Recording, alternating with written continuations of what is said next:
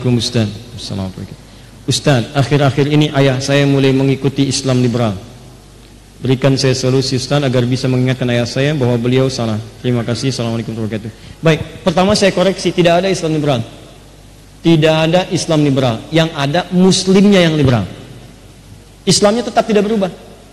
Di ini ada orang yang sengaja menambahkan istilah-istilah pada Islam sehingga Islam itu terasa terkotak-kotak. Banyak sektenya. Padahal Islam itu satu. Tidak ada aliran-aliran yang bisa disematkan. Sekarang datang orang-orang melekatkan pada Islam. Islam itu sudah kalimatnya jam'un, ya, kalimat bentuk sempurna, kamilun syamilun. Iza zida intaqasa, idza nuqisa fantaqas. Kalau ditambahkan kalimat lain menjadi berkurang maknanya, kalau dikurangi hilang maknanya. Islam itu ya Islam. Apa makna Islam? Dijelaskan oleh Nabi. Antasyhadu an la ilaha illallah wa anna muhammadar rasulullah, tuqima salata, tu'ti zakata, sum ramadan, tahujjal baita, istata ilaihi sabila. Selesai. Itu Islam. Lalu ada orang nambah-nambah. Islam inklusif, terbuka. Islam eksklusif. Islam liberal. Islam plural. Islam macam-macam. Ini ingin menandakan bahwa mengesankan di Islam itu ada perpecahan dan terkotak-kotak. Jangan dengarkan orang-orang seperti ini. Ya, jadi tidak ada Islam liberal. Yang ada itu apa?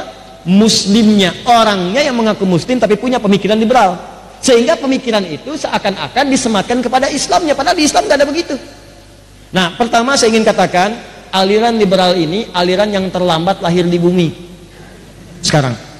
Dia orang-orang telat. Kenapa? Karena zaman Nabi pun yang punya pikiran liberal sudah ada dan sudah ada ayat turun, nih. Zaman Nabi ada seorang Yahudi namanya Ka'ab bin Ashraf.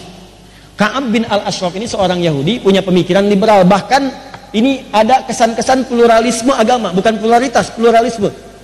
Jadi orang Yahudi masuk Islam termasuk tokoh, tapi seringkali pergi ke sinagog dan suka baca Taurat. Ketika datang sahabat mengingatkan, kamu ini kan sudah muslim, kenapa baca-baca itu?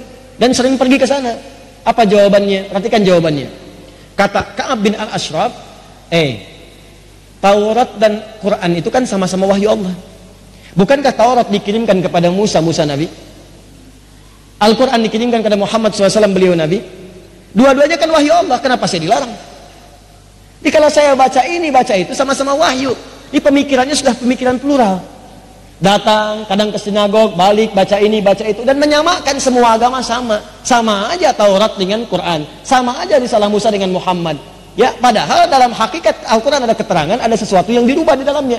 Maka dilaporkanlah kepada Nabi perilaku Ka'ab bin al-Ashraf ini. Begitu dilaporkan kepada Nabi, turunlah kemudian Quran surah kedua Al-Baqarah ayat 208, paling kiri pertengahan. Ya ayyuhalladzina amanu dukhulu fis-silmi kaffah. Hei orang-orang beriman, kalau sudah menyatakan masuk Islam, sudah beriman, maka masuklah kepada Islam dengan kafah.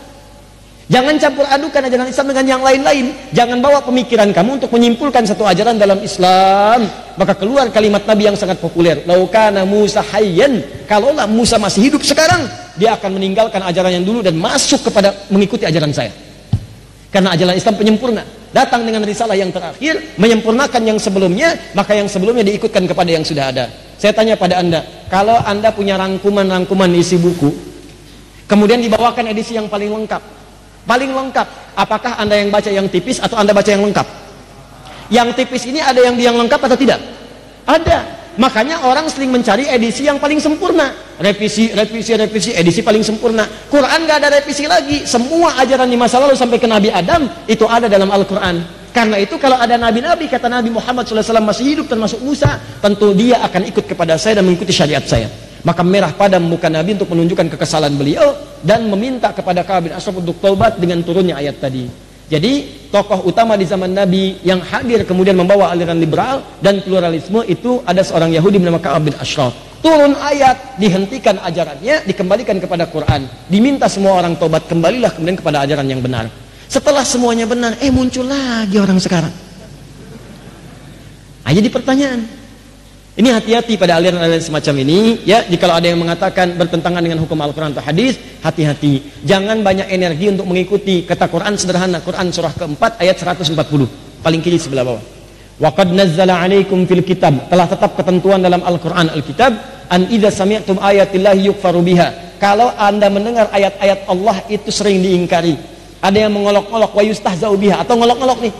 ngolok-ngolok yang berjilbab, ngolok-ngolok ayat Quran, ngolok-ngolok ayat hadis, ngolok-ngolok orang yang berubah, ya keluar kata-kata meme-meme yang tidak bagus, kalimat-kalimat yang mengesankan pelecehan. Kata Quran, jangan buang-buang energi dengan balas mencela, nggak ada kerjaan. Mencela yang sudah kotor, buang-buang energi. Mencela yang sudah tercela, nggak ada kerjaan. Dah. Fala taqudu ma'hum, acuhkan aja. Acuhkan. Kalau bikin status, gak usah dibalas, cuekin aja, ntar mati sendiri. Sudah. Kalau dia ada tayangan TV, nggak usah ditonton, ratingnya turun, habis. Nggak usah di follow, sudah. Jangan bikin panggung untuk orang itu sehingga merasa kegeeran. Saya banyak ditanya nih, ada di soal. Ustadz mengucapkan kepada seseorang bahwa akan membimbing dia ke surga dan sebagainya. Ya, bagaimana keterangan Ustadz seperti itu? Ada yang mengatakan ini orang sudah merasa jadi ahli surga. Ada yang mengatakan ini orang sombong, orang takabur, orang ini. Sampai belakangan ada yang nulis kemudian di Instagramnya begini, kami ikhlas, silahkan bawa ke surga dan seterusnya. Saya katakan orang ketika melihat apa yang saya sampaikan akan terbagi pada 3 bagian. Bagian pertama, setelah peristiwa itu saya sampaikan apa yang saya lakukan kepada orang-orang yang ikhlas, soleh, baik, ulama-ulama yang sangat sekali tawadu.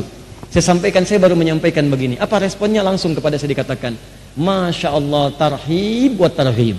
Tarhib, ajakkan berita pada kebaikan. Tarhib, ancaman jika menyalahi apa yang telah Allah tetapkan. Dan itu biasa. Imam Atha bin Rabah menasihati ulama, pemimpin, mengatakan dengan kalimat-kalimat substansinya sama. Kalau anda berkhianat, anda akan berhadapan dengan Allah sendirian. Hati-hati, tidak ada yang menjaga anda. Itu kalimat saya lengkap sekali, tidak ada yang menjaga anda dan sebagainya, dan seterusnya, indah. Tapi kalau anda mengajarkan kebaikan-kebaikan, maka anda akan mendapatkan pahala dari Allah yang meringankan hisab anda di hadapan Allah Subhanahu wa Ta'ala. Berpeluang cepat anda ke surga. Dan tentu diakhiri dengan kalimat insya Allah. Nah, maka golongan pertama menerima, itu targhib buat tarhib. Yang kedua, ada yang nggak paham, Ustadz kok menyampaikannya, Ustadz seakan-akan mengatakan saya akan bimbing anda ke surga. Apakah Ustadz merasa jadi ahli surga?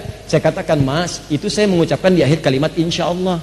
Cuman saya kan nggak doyan pencitraan. Jadi begitu saya itu tampil kalimat, saya nggak pernah pakai clip on, nggak pernah pakai mic. Itu orang yang ngambil dari jauh pakai kamera. Karena saya nggak pakai clip on, maka tidak semua kalimat saya itu terdengar. Di ujung saya tutup dengan kalimat insya Allah, jika Allah berkehendak. Kalau Allah nggak berkehendak saya masuk surga, ya saya terima itu ketetapan Allah Subhanahu wa Ta'ala. Sudah. Makanya setiap kalimat kita katakan, jangan katakan pasti, tapi katakan insya Allah. Maka ketika saya berikan penjelasan, menerima. Oh begitu Ustaz, mohon maaf kami tidak tahu. Golongan ketiga, nggak saya jelaskan pun atau saya jelaskan pun tetap begitu. Memang pengennya begitu, bikin rame aja dan jadi peluru gitu, ya. Nah orang-orang begini nggak usah dikasih panggung, biarin aja. Ya capek-capek kalau anda respon, biarkan saja. Dan jangan, kita sekarang tugas kita menjaga keutuhan bangsa, jaga ketenangan bangsa kita, ya. Kemudian bagaimana Ustadz tentang yang liberal tadi? Pertama, berdoa kepada Allah di keheningan malam dalam sujud, tahajud, minta kepada Allah supaya ayah diberikan petunjuk, ya. Minta.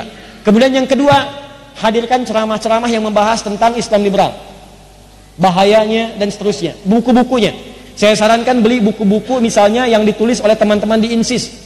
Ya, ada Ustadz misalnya Fahmi Zarkasi yang di Miumi. Ada Ustadz Adian Husaini. Ya, ada Ustadz Ugi Sugiharto. Itu bagus tulisannya.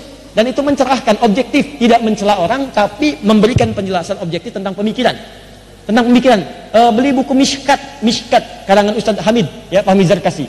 Beliau anak keturunan dari Gontor, pemikir yang sangat hebat. Saat menuliskan buku Mishkat, langsung buku itu ada di perpustakaan Washington di Amerika. Saking dahsyatnya, saking bagusnya isi bukunya. Silahkan anda baca, cari media Islamia yang ditulis oleh teman-teman pemikir supaya ada pembanding. Jadi ketika ayah anda tadi terjerumus dalam pemikiran yang tadi, berikan buku tadi, berikan bacaan tadi, berikan ceramah-ceramahnya di YouTube supaya ada perbandingan antara pemikiran tadi dengan pemikiran-pemikiran yang lebih baik lagi.